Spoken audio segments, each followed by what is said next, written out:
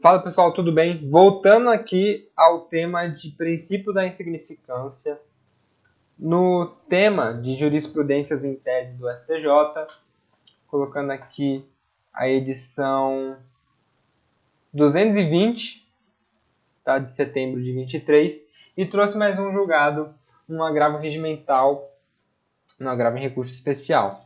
O que o STJ está falando aqui? Fraude à licitação.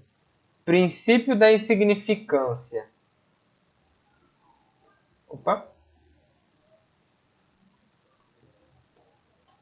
Princípio da insignificância,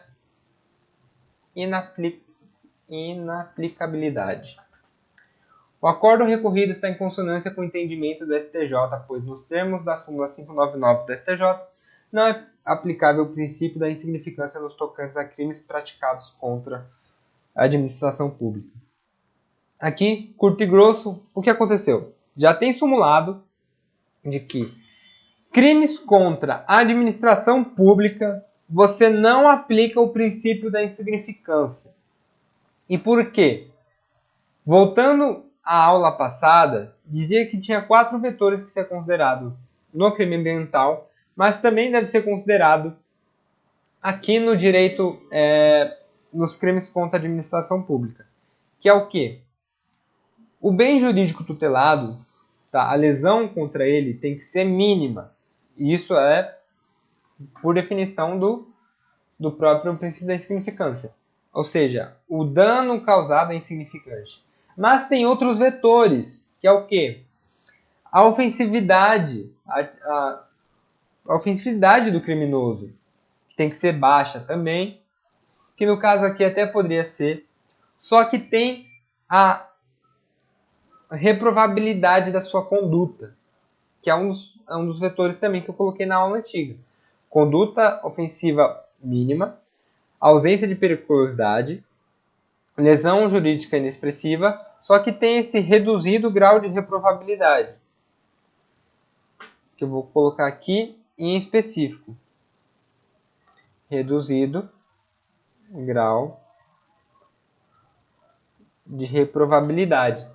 E o que é isso? Você, por mais que a sua lesão seja baixa, o ato de você ter dolosamente ter vontade de lesionar o patrimônio público, onde que é a estrutura da sociedade do país inteiro, é algo que é considerado de grau muito alto em termos de reprovabilidade.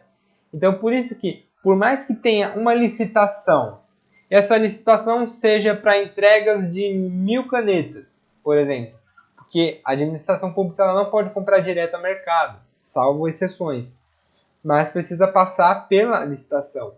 Então, se alguém fizer fraude a esse tipo de licitação, por mais que seja 1.000 canetas, 500 canetas, em relação ao patrimônio que a administração pública tem, que é grande, não vai ser aplicado, porque o ato da sua vontade de lesionar a administração pública, que é um órgão muito sério, faz afastar o princípio da insignificância.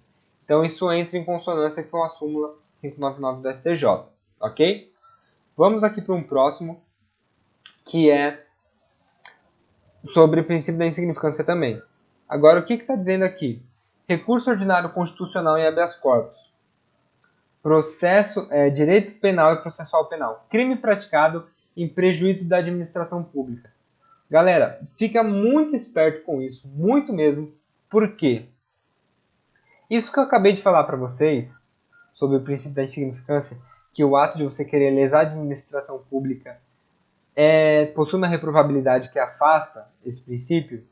Eu trouxe aqui esse print, né, esse julgado, para mostrar que teve uma decisão do STJ que deu o princípio da insignificância, mesmo quando teve uma lesão da administração pública, que foi esse julgado. Então, vamos continuar a leitura aqui. Crime praticado em prejuízo da administração pública. Artigo 171, parágrafo 3º. Isso daqui é estelionato. Então, o que aconteceu? O acusado... Estelionato. Famoso 171. O que aconteceu? O acusado, ele praticou estelionato querendo obter vantagem em cima da administração pública. Se encaixa no modelo da súmula do 599 do STJ, de que se for contra a administração pública, afasta o princípio da significância. Mas olha o que eles decidiram. Irrelevância da conduta na esfera penal. Mínimo desvalor da ação. Valor ínfimo de prejuízo. Espécie que não incide a orientação sedimentada na súmula 599 do Superior Tribunal de Justiça. Olha o que ele olha o que está dizendo. Dizendo que, mesmo neste caso que ele ainda vai contar, não vai poder se enquadrar a reprovabilidade. Ou seja, a sua vontade de... O valor, tá, que foi de prejuízo, a sua conduta, o seu perigo foi tão baixo, que compensa a reprovabilidade da conduta que foi de querer lesionar a administração pública. Isso que o STJ falou. Os 3 vetores foram tão baixos, que a reprovabilidade da conduta se anula e pode aplicar o princípio da significância. E o que aconteceu que esse acusado fez que teve a aplicação desse princípio? Vamos lá.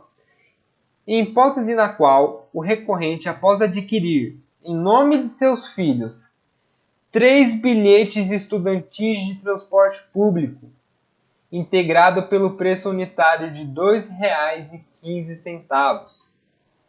Então ele comprou 3 bilhetes no valor de R$ 2,15.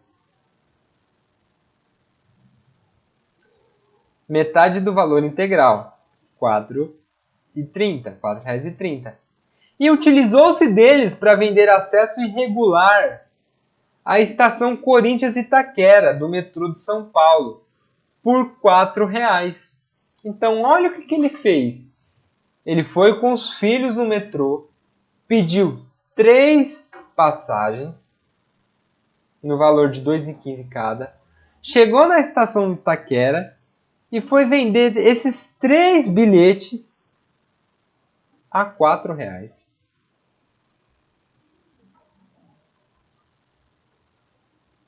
Olha só o que ele fez. Tudo isso para ter o quê? Uns 6 reais de lucro? 6 reais de lucro? Menos que isso. Então, o que aconteceu? Conforme a denúncia, um dos bilhetes foi usado regularmente 2 vezes e outros 2 foram utilizados indevidamente uma vez cada. Isso resultou em vantagem financeira ao recorrente de R$ 3,70. Então nem foi R$ 6,00 de lucro, foi R$ 3,70 de prejuízo financeiro a São Paulo Transportes S.A. SP-Trans. Não, isso foi R$ 3,70 a vantagem financeira e prejuízo de R$ 4,30 para a SP-Trans. As particularidades dessa espécie impõem o reconhecimento do princípio da significância. Tanto a vantagem patrimonial obtida, quanto o prejuízo ocasionado de transporte público foram inferiores a 0,5% do salário mínimo que vigia no ano de 2019, quando dos fatos. No mais, não há indicação de circunstância subjetiva que eventualmente pudesse impedir a aplicação do princípio da bagatela, pois inexistem nos autos notícias de envolvimento do recorrente em outros delitos, além de ser relevante seu relato em delegacia de que passava por dificuldades em sustentar financeiramente sua família. Então vamos lá, pessoal. Olha esse caso. Ele é uma exceção à regra, mas de que você pode, nos casos, aí se chegar numa pergunta de questão de prova oral, falar sobre o princípio da insignificância contra a administração pública, você pode falar em casos excepcionais pode ser aplicado. E aqui está um. Por quê? Por mais que está simulado de que qualquer lesão à administração pública não pode ser aplicado, olha isso, a vantagem, o prejuízo do transporte de metrô, que fatura milhões, foi de R$4.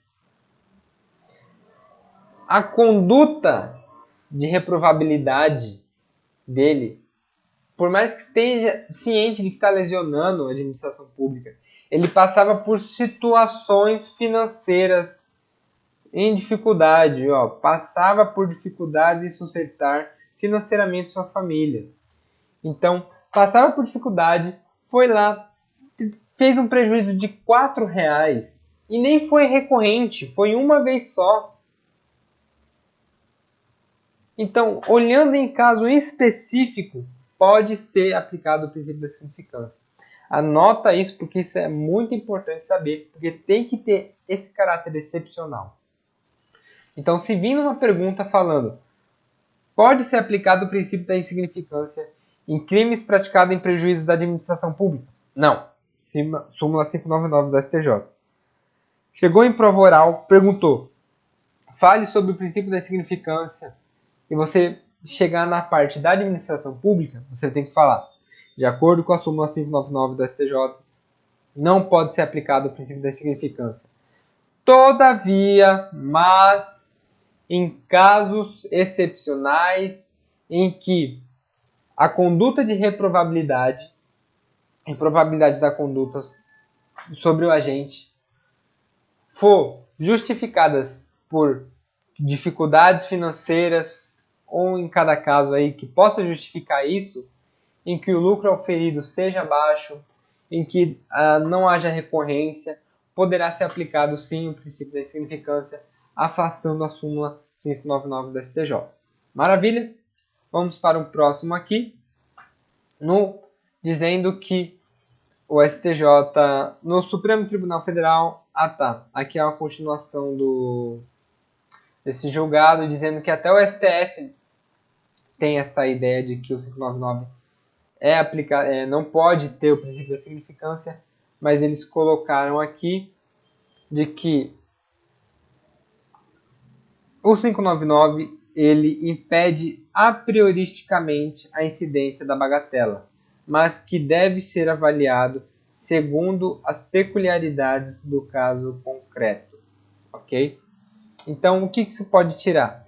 De que, olhando ao vídeo anterior, o princípio da significância não foi aplicado porque a fraude à licitação tem um caráter aí, tem um quê de malícia, de dolo, porque pessoas que mexem com licitação, na hora de querer fraudar, são pessoas aí de simplesmente querendo lesar mesmo, auferir esse enriquecimento ilícito.